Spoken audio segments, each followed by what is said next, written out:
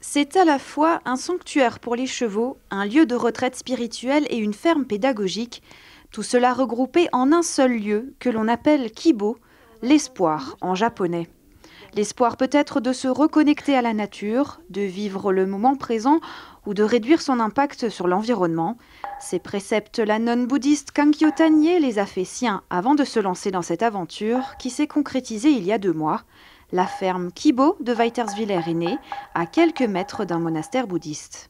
Ce qui a motivé en fait mon envie de créer ce projet, c'est l'état de la Terre, les changements climatiques, les difficultés vers lesquelles on va inévitablement.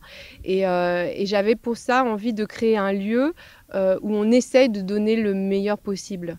Un des points principaux du projet, c'est aussi de proposer un autre rapport avec les animaux et de tisser un lien qui ne soit pas dans l'objectif de la consommation ou bien de l'appropriation d'un animal pour notre besoin personnel. Et pour ça, on aimerait accueillir des animaux pour leur offrir une fin de vie beaucoup plus paisible et la fin de vie qu'ils méritent. Si la retraite est spirituelle, il s'agit aussi ici de donner de son temps. Le quotidien est rythmé par la méditation, les repas en silence et les samous, des activités bénévoles pour la communauté, comme le bricolage ou le jardinage, effectuées par les résidents de la ferme. Isabelle réside ici à l'année, suite à un divorce.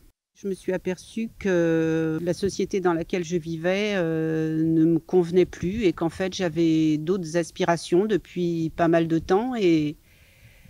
Et donc, j'ai vu que Kankyo avait ce projet de ferme bouddhiste et je l'ai contacté et ça s'est fait comme ça. Et donc ici, je peux laisser aller, je peux faire exactement ce que j'aime et tout en étant dans un cadre, déjà idyllique, mais aussi un cadre spirituel.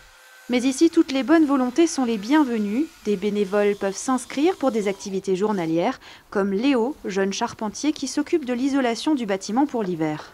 Je suis tombé par hasard sur une annonce sur Facebook, justement il cherchait 2 charpentiers en fait, pour faire des travaux à l'intérieur. Donc je suis venu, j'ai fait les 2 jours. C'est un endroit qui est apaisant et puis c'est sympa parce qu'on est en interaction avec d'autres gens, tout ça. On s'enferme pas chez soi. L'entretien du jardin de permaculture où l'aide aux soins des chevaux est ouverte à tous. La ferme a également lancé une collecte de dons afin de finaliser l'isolation du bâtiment d'habitation des résidents.